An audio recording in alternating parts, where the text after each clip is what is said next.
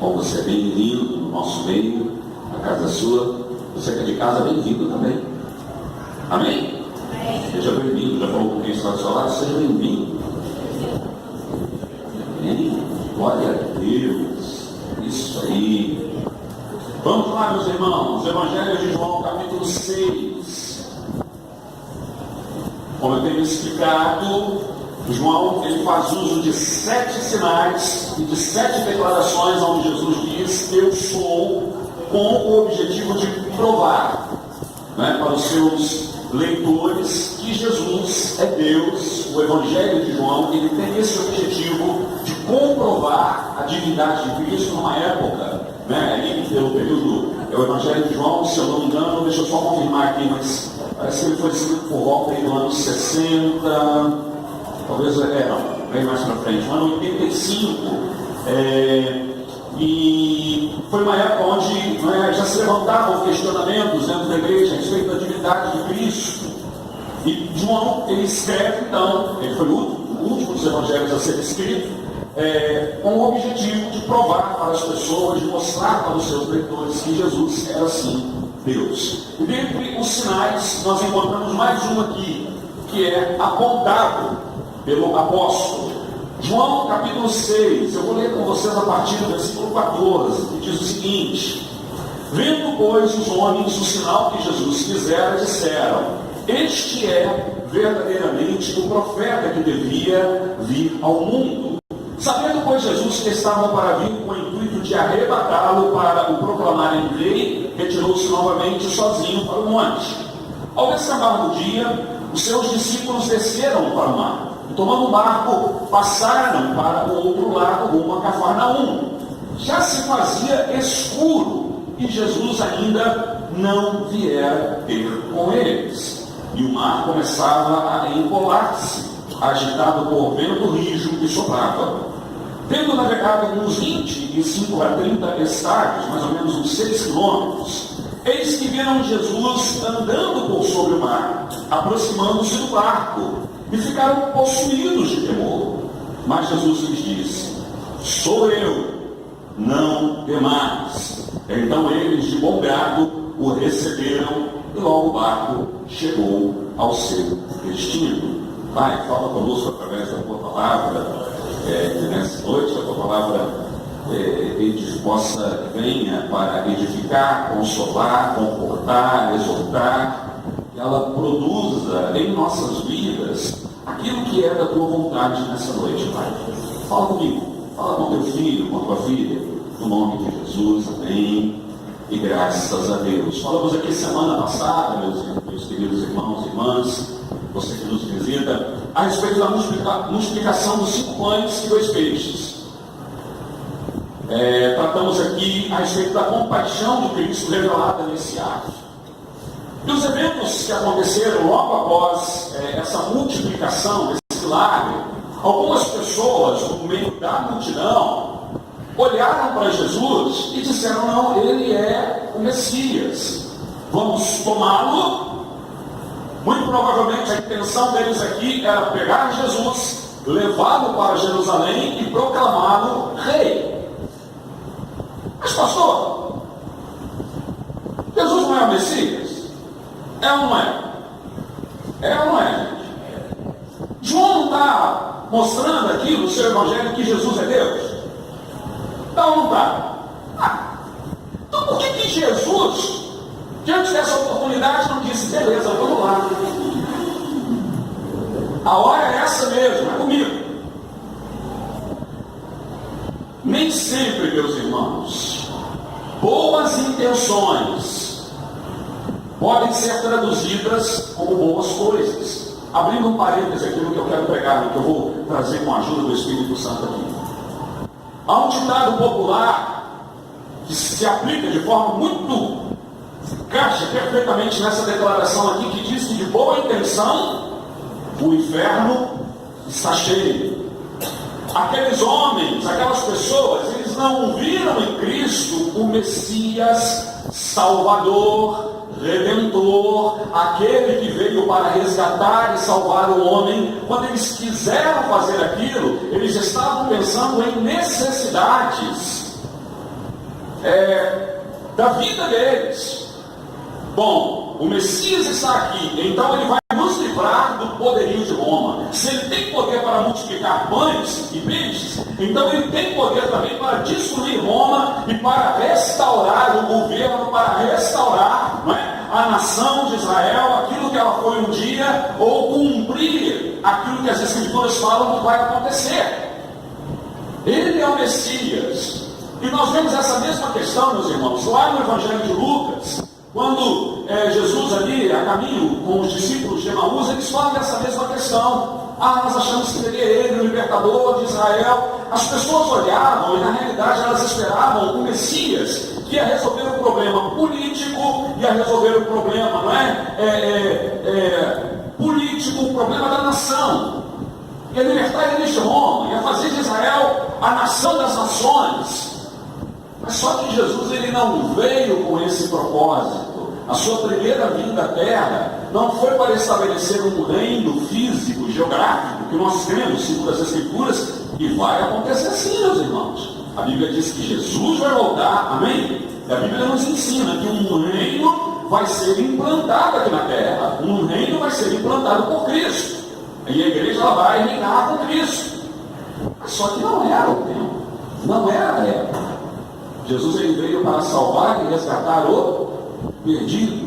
Porque Deus amou o mundo de tal maneira que deu o seu Filho unigênito para que todo aquele que nele crê não pereça, mas tenha a vida eterna. Jesus ele não veio para implantar, na sua primeira vinda, um reino físico, mas ele veio para implantar o reino no coração de cada um daqueles que creem nele. Nós ouvimos isso aqui, não é? Tivemos aqui como é que foi chamado mesmo? Uma conferência. Sexta, sábado e domingo, onde foi falado a respeito disso aqui, do reino de Deus implantado, não é? Foi dito aqui no domingo, o pastor Lucas falou muito sobre isso, a questão do reino implantado em nossas vidas. Cristo ele veio para trazer o reino nas nossas vidas. E as pessoas não entenderam isso, bem intencionadas, mas uma boa intenção que não ia gerar boa coisa. Cuidado com essa questão de boa intenção. Mas eu estou fazendo na melhor das boas intenções. Nem sempre a melhor das boas intenções é a melhor da solução ou é a maneira como você vai resolver alguma situação. Cuidado. Mas eu fiz isso bem intencionado. Mas você perguntou, você procurou saber, você quis saber o que o outro pensava a respeito disso. Essa questão de boa intenção, não é? É meio complicada. Cuidado, meu irmão. Não, mas eu quis fazer isso para poder ajudar, eu quis fazer a melhor das boas intenções. Às vezes, ao invés de ajudar, você atrapalha, dependendo da situação, dependendo do contexto. Cuidado com boa intenção, meu irmão. Não se mova por boas intenções. Ok? Se mova, primeiro pela direção do Espírito Santo de Deus na sua vida, pela direção da palavra de Deus na sua vida. Ok? Se mova pelos fatos, né? Eu quis ajudar aquela pessoa na melhor das boas intenções, mas será que a pessoa realmente quer ajuda? Será que ela quer ser ajudada? Nós já vivemos situações aqui na igreja assim, meus irmãos. Pessoas que nós tentamos ajudar, por fim, a conclusão que nós chegamos é que não queria ajuda. Você vai fazer o quê? Amém, igreja? Fale para quem está do seu lado. Cuidado com as boas intenções. Amém? Vigia isso aí. Mas, enfim, fechando parênteses. Deus nos diz então que essa situação, o Evangelho de Marcos também fala a respeito desse texto e diz que quando acaba aquela reunião, a multiplicação, os cestos são recolhidos, enfim, Jesus ele saiu com seus discípulos, ele percebe aquele movimento, aquela organização, algumas pessoas comentando aquilo, fomentando aquilo no meio da multidão, e no Evangelho de Marcos nos diz que Jesus compeliu os discípulos a irem para as águas, a atravessarem para o outro lado. Literalmente Jesus quase que vão embora. Não sei. Essas coisas, né? Alguns dos discípulos, eles tinham meio que essa visão também de Jesus, que Jesus, talvez alguns deles também tivessem começado a dizer, é isso aí, vamos lá. Jesus, não, gente, entra no barco e vamos embora. Ele compeliu, ele mandou, ele fez eles atravessarem. E Jesus sai a princesa, volta para o monte, para fazer talvez aquilo que ele tenha, ou tivesse, não é, pensado a princípio. Ele vai para o monte para poder orar. E os discípulos então vão para as águas, isso é aí, final de tarde, por volta aí de umas 6 horas da tarde, mais ou menos. E aí começa a nossa mensagem.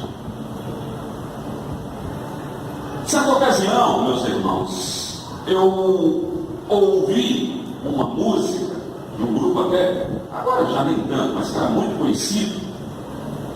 E o refrão dessa música dizia que Deus tarda, mas não falha. E eu ouvi isso, eu ouvi uma música bem intencionada na sua colocação. Mas apesar de bem intencionada, totalmente errada. Será que Deus tarda? Biblicamente falando, meus irmãos, é errado isso. Deus nunca tarda. Deus sempre chega na hora certa. Deus sempre age na hora certa. Amém, meus irmãos? Glória a Deus, pastor. Aleluia, que declaração maravilhosa. Fiquei até arrepiado aqui com o que o pastor disse agora. Maravilhas, o céu desceu, aleluia. Mas aí vem uma outra questão. Ok, Deus ele sempre age no tempo certo, ele sempre age na hora correta, no tempo certo, devido. Mas então por que será que constantemente nós estamos lutando com essa bendita sensação de que Deus está demorando demais? Parece que é uma incoerência, não é? Deus nunca tarda e falha, nunca falha e nunca tarda. No nosso caso aqui, Deus ele sempre chega na hora. Eu sei disso, pastor. Mas ao mesmo tempo, parece que Deus está demorando. Por que será que, vez por outra, somos encurralados nessa situação, onde nós olhamos e talvez não declaramos, não é? Da boca para fora, uns para os outros, às vezes por um medo, por uma insegurança de passar uma falta, entre aspas, de espiritualidade, mas vira e mexe, essa questão, ela vem à nossa mente. Por que será que Deus está demorando demais a me responder? Lembro-me então de Davi, no Salmo 13, quando ele diz: até quando, Senhor? Até quando esquecer-te-ás de mim? Esquecer-te-ás de mim para sempre? Até quando estarei eu lutando com os meus sentimentos? Essa realidade da aparente demora de Deus, ela fica bastante nítida, bastante visível na experiência que esses discípulos aqui viveram com Jesus. Ao final da tarde, Jesus despedindo a multidão: entra no barco, gente, vamos para o outro lado, depois eu me encontro com vocês, vamos embora. Jesus manda eles embora, e Jesus despede as multidões, sai e vai para o monte. Ele mandou que eles o antecipassem, e posteriormente, ele iria então se encontrar com eles. Queridos, aqueles homens saíram do local onde houve a multiplicação dos pães e peixes, no final da tarde, por volta de 6 horas mais ou menos. E o texto aqui nos diz que já iam desde a madrugada, e Jesus ainda não havia se encontrado com eles.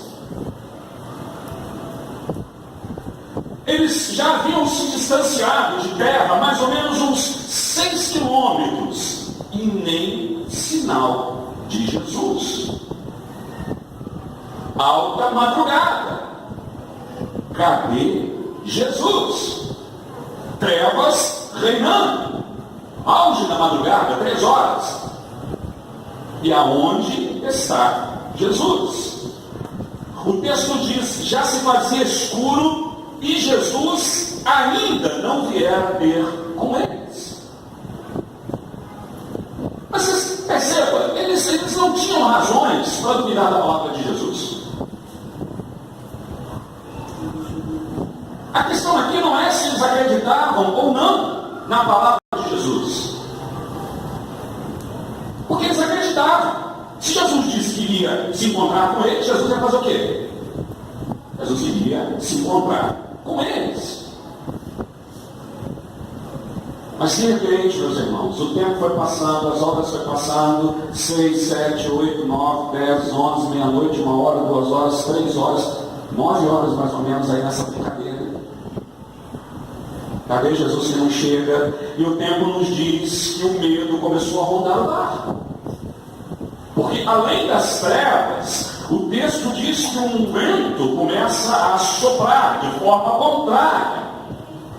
Ondas começam a se formar em meio às águas do Mar da Galileia. O horizonte, antes de certa forma até nítido, começa a ficar turvo.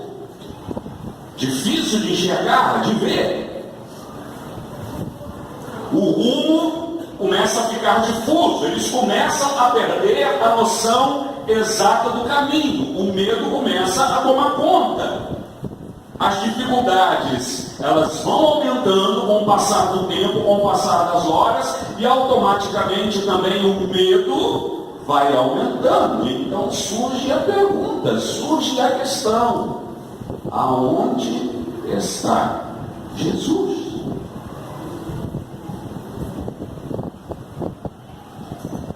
Aqui. Será que o pessoal pegou Jesus na mala e levou ele para Jerusalém? Será que Jesus foi para o monte orar e empolgou lá com o Pai? Está lá entretido, lá conversando com o Pai, e esqueceu da gente aqui? O que será que está acontecendo?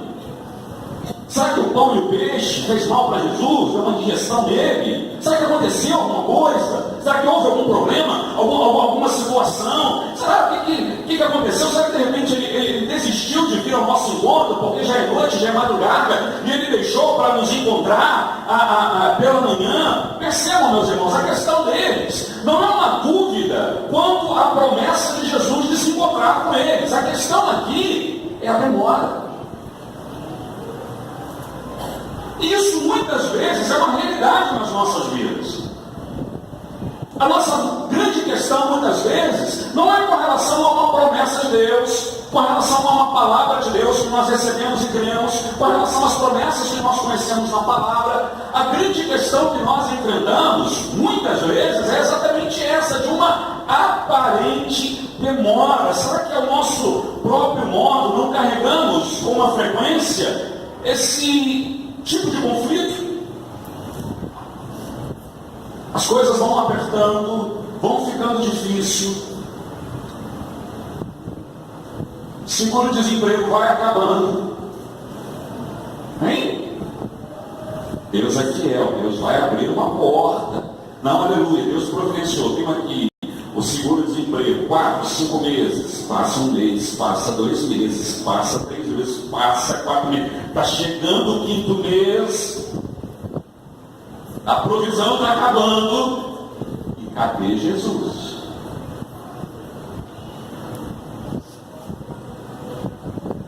Eu tenho orado, eu creio nas promessas de Deus para a minha família, para o meu lar. Eu creio num Deus que restaura famílias. Eu creio num Deus que restaura lares. Eu creio que Deus tem um projeto para a minha família. Eu creio que Deus tem um projeto na vida do meu esposo. Eu creio que Deus tem um projeto na vida da minha esposa. Eu creio que Deus tem um projeto na vida dos meus filhos, do meu irmão, da minha irmã, do meu pai, da minha mãe.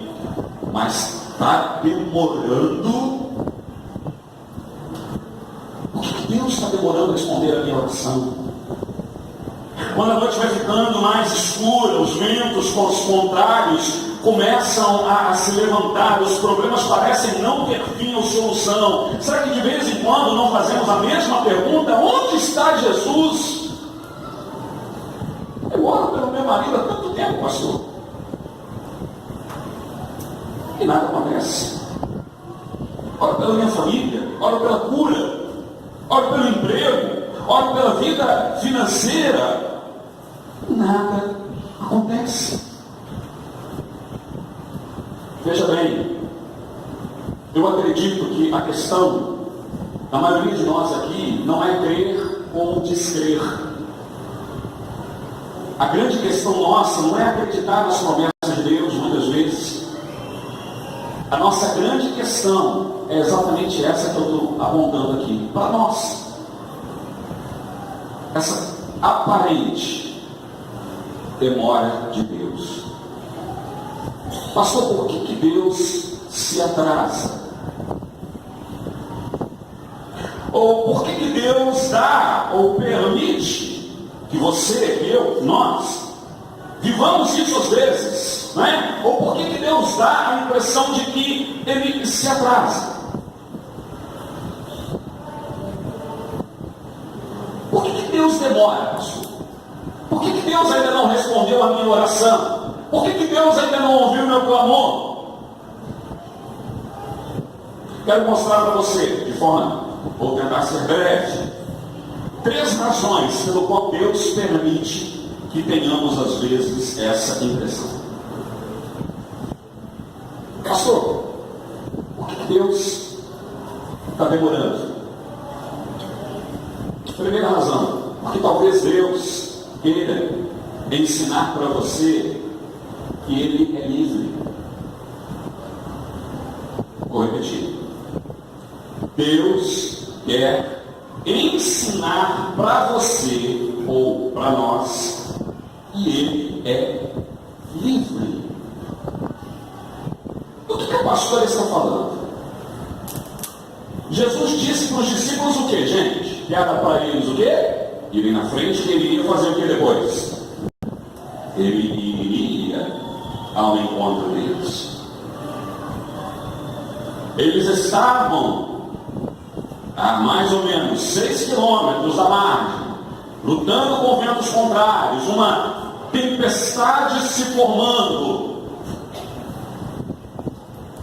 E de repente, meus irmãos, o texto diz para nós que Jesus veio em direção àqueles homens. De que forma? Vem lutando sobre as águas.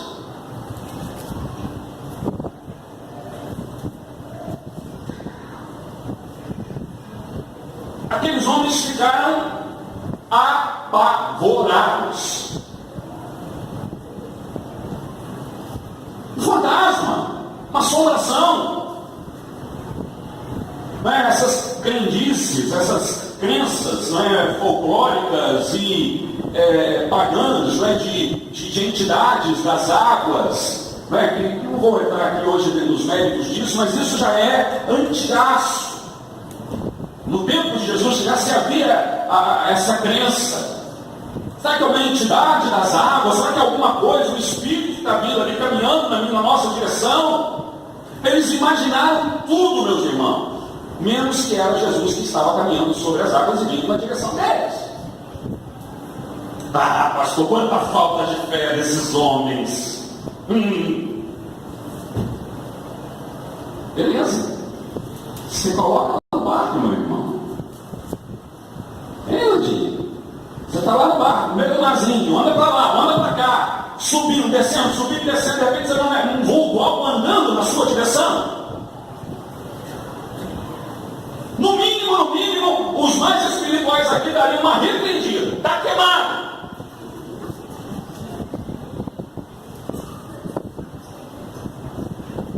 Mas você imagina, meu irmão, eu tentei me colocar no lugar de Pedro, João, que a turma estava ali. Qual seria a minha reação, meus irmãos?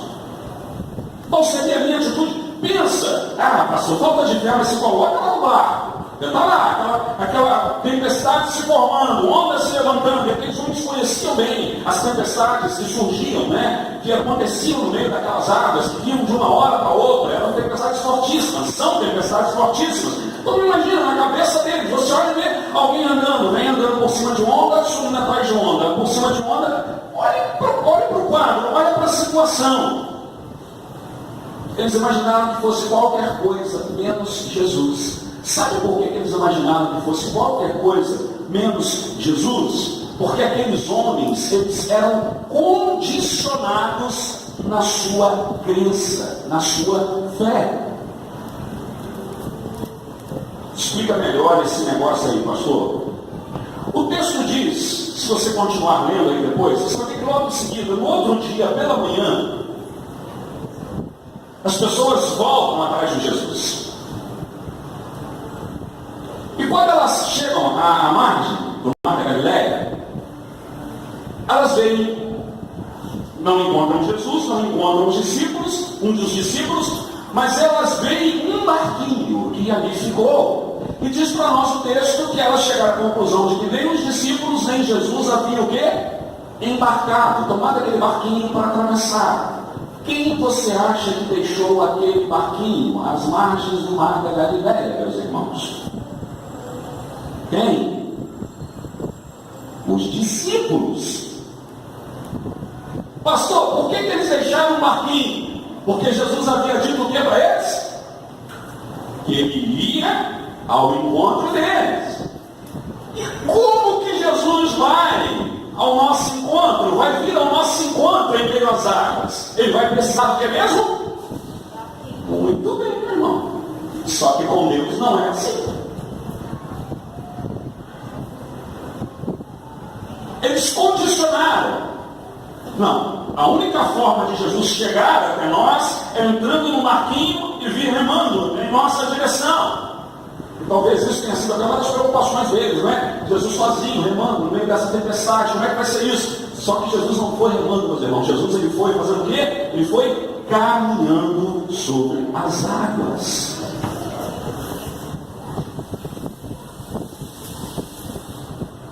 Trazendo para nós aqui, contextualizando. Será que não fazemos isso de vez em quando, não? Hein?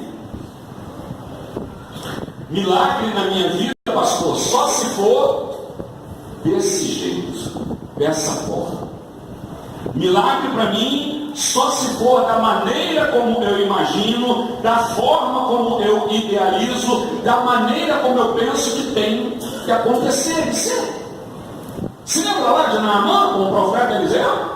A indignação dele, quando ele manda o seu servo, quando Naamã manda o seu servo, quando o profeta Eliseu manda o seu servo até Naamã e diz: olha, entre, o profeta mandou você mergulhar 7 vezes no Rio Jordão e você vai ficar curado. Ele disse: mas que coisa absurda! Eu sou um general, sou um alto oficial. Esse homem manda um rapaz falar comigo, ele manda eu mergulhar nas águas barrentas desse Rio Jordão 7 vezes. Ora, então por que ele não me mandou mergulhar lá nas águas, não é, dos rios da minha terra, que são águas melhores, de uma qualidade melhor e superior do que as águas do Jordão? Quem esse homem pensa que é? Condicionamento de Deus, dizer para Deus o que ele tem que fazer, o jeito que ele tem que fazer e a hora que ele tem que fazer. Só que Deus não faz do jeito que você quer, Deus não faz na hora que você quer e da forma que você quer. E graças a Deus por isso, meus irmãos. Ah, pastor, só creio. Não, Deus vai abrir aquela porta de emprego. Vai ser aquela porta, pastor, aquela porta. E de repente Deus está querendo abrir uma outra porta, Deus está querendo dar uma outra direção para a sua vida, mas você está aqui condicionado. Tem que ser isso, tem que ser isso, tem que ser isso, tem que ser isso. Não, pastor, Deus vai transformar, vai fazer, vai curar. E às vezes Deus está querendo usar de outras formas, de outras maneiras para abençoar você. Ah, pastor, Deus vai abrir, mudar a situação. Vai ser desse jeito que Deus vai fazer. Será que vai ser do jeito mesmo que você quer?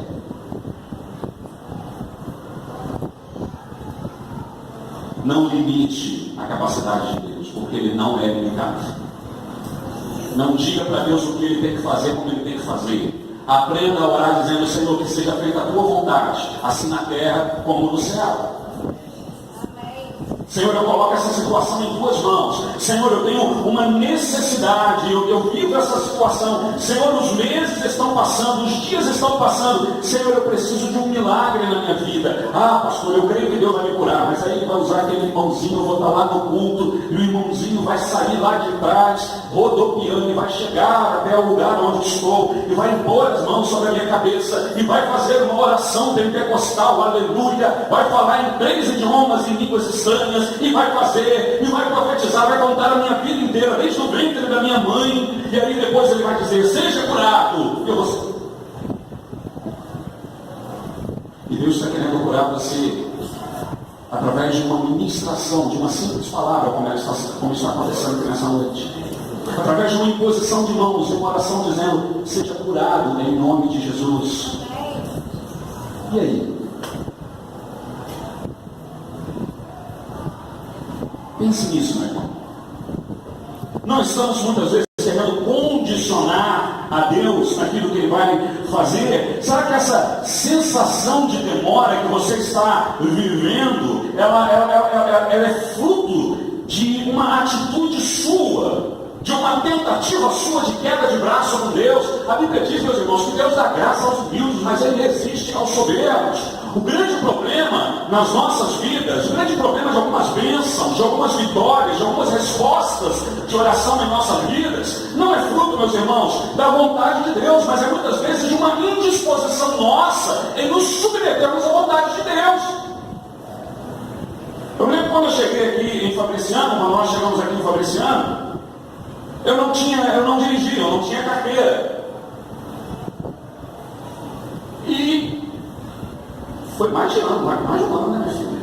Esse processo, né? Assim, eu sempre assim, admirei os irmãos aqui pelo carinho, estou grato até hoje por aqueles que durante esse período moravam no Bom Jesus, lá no Alto Morro, perto da antiga fundação ali, e quarta, sexta, domingo de manhã, domingo de noite, tinha sempre um irmão lá na porta, esperando me buscar juntamente com a minha família. E sempre fizeram isso, graças a Deus, meus irmãos, de bom grado. Eu não tenho assim, louvo a Deus por essas vidas, que foram sementes que essas vidas plantaram, e que se ainda não colheram, vão colher em nome de Jesus. Mas sabe aquela coisa, o tempo vai passando, né? Eu comecei a ficar sem jeito, minha esposa começou a ficar sem jeito. Eu comecei a orar. Senhor, eu preciso de um carro. Jesus, eu preciso de um carro. O Senhor me dá um carro, eu preciso de um carro. Não é? E no começo da oração, comecei exigindo marca, modelo, ano, por fim, eu já estava dizendo, Senhor, se for um fusquinha, já estou no lucro. E aquela oração, aquela coisa, orando. Um dia minha esposa teve um discernimento. Mulher sabe a dificuldade, glória a Deus. Ela disse, meu filho, vem cá, você está comigo aqui, vem aqui, vou te explicar um negócio. Como é que Deus vai te dar carro se você não tem carteira? De que jeito? Perdendo o monte, olha só, querendo que Deus fizesse troço errado. Porque se Deus me dá o carro, o que ia acabar acontecendo, gente? Pegar querer dirigir o carro, mas eu não tinha carteira. Condicionamento de Deus, Senhor, eu preciso do carro. E demorando, e o tempo passando, e nada do carro chegar. Senhor, eu não creio que tu pode fazer, mas Deus de milagres, o Senhor opera milagres, o Senhor, né, Deus das causas impossíveis, o Senhor sabe da nossa necessidade. Não estou aqui pedindo nada de luxo, estou pedindo uma necessidade que nós. Meu filho, você não tem carteira, como que Deus vai te abençoar no carro? Eu, é verdade. Aí comecei a orar diferente. Senhor, eu preciso da carteira de motorista. Senhor, eu preciso da carteira. Meus irmãos, eu comecei a orar assim, em poucas semanas, Deus providenciou. Deus colocou uma bênção na minha mão. Eu não paguei R$1 para tirar a carteira. Deus providenciou autoescola, instrutor, que até vem aqui de vez em quando, pode mais dele, que é o Carmelito, providenciou tudo. Uma pessoa levantou, uma pessoa chegou, pastor, vou te abençoar. Fui lá, meus irmãos, a pauta quase vencendo, eu só tinha que fazer uma vez. Se eu perdesse, eu ia começar tudo de novo. E eu fui, que Jesus misericórdia, me ajuda. Na primeira vez que eu fiz, eu passei. Amém. Glória a Deus. Como, pastor? Não sei, milagre. Glória a Deus. Aí sim, Senhor, eu preciso de um carro. Pouco tempo depois, meus irmãos, questão de meses, chegou o vermelhinho. Você está entendendo? Será que você não está tentando condicionar Deus naquilo que Ele tem que fazer na sua vida? Isso pode estar causando uma aparente demora. Peça ao Espírito Santo discernimento naquilo que você tem orado, naquilo que você tem colocado diante de Deus. Senhor, me dá discernimento. Me ajuda a entender. Senhor, me ajuda a orar da maneira certa, da maneira correta. Amém, meus irmãos? O segundo aspecto que eu aprendo aqui, que muitas vezes Deus Ele quer nos ensinar o princípio da esperança. O versículo 17 diz para nós o seguinte, que Jesus ainda não havia chegado até eles. Essa palavra ainda, percebe? A diferença que ela dá aí, está no versículo 17 do capítulo que nós lemos, quando diz o seguinte: tomando o barco, passaram para o outro lado, uma Cafarnaum já se fazia escuro, e Jesus o quê? Ainda não vieram ter com eles. Ainda não chegou. Será que Deus não está querendo ensinar para você o princípio da esperança? Esperei pacientemente, confiantemente no Senhor, e Ele se inclinou para mim e me acudiu. Você que está à espera de um milagre, aprenda a incluir essa palavra nas suas declarações. O milagre ainda não chegou. Percebe como isso muda a perspectiva? Senhor, está demorando, Senhor está demorando, Senhor está demorando, Senhor está demorando.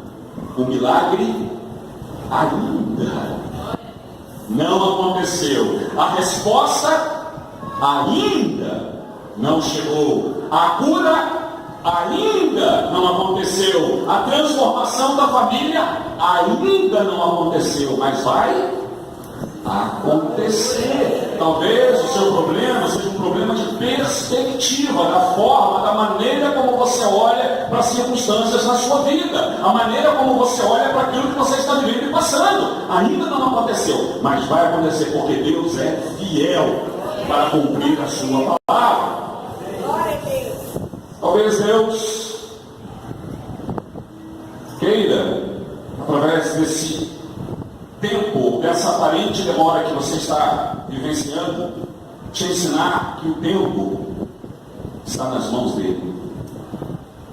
Eu acho lindo isso aqui, gente. Se você for lá em Marcos, você não precisa abrir o texto aí, mas lá em Marcos 6, versículo 46 ao 48, diz que Jesus subiu para o monte para orar. Mas enquanto ele orava, e as horas foram passando, Jesus estava olhando, o texto diz que Jesus orava, mas que ele estava de olhos atentos nos discípulos, nas águas do mar da Galileia. E quando ele viu que chegou a hora, chegou o tempo, quando ele viu que a situação foi se tornando complicada, quando ele percebeu que não havia mais recursos humanos, não havia mais o que fazer por parte daqueles homens, o que Jesus fez? Desceu do monte e foi andando. Né? Se ele fosse pegar o barquinho, meus irmãos, para se encontrar com os discípulos, pensa comigo, o tempo que ele iria levar para chegar até os discípulos, se é que ele iria conseguir chegar. Mas Jesus fez o quê? Saiu andando pelas águas. E Deus é assim, meus irmãos. Ele sabe o tempo certo. Ele sabe a hora certa de agir. E acredite, normalmente, quando Deus manifesta a sua glória, o seu poder, quando Ele intervém, normalmente nós nos surpreendemos, porque Deus vai muito além do que nós imaginamos. O que os discípulos imaginaram? Jesus vem num barquinho, remando. Jesus veio de fora, andando sobre as águas. Mas como que vai acontecer na minha vida? o que Deus vai fazer? Ah, pastor, sabe que Deus vai fazer assim, vai fazer daquele jeito, daquele outro? Se preocupa com isso não.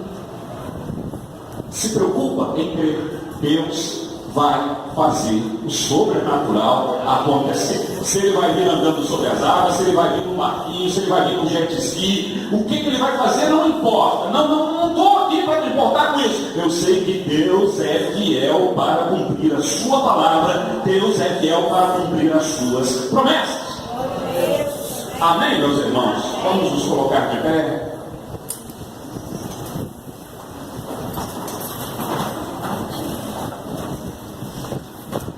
Pastor, Deus está demorando. Será que Deus está demorando, pastor?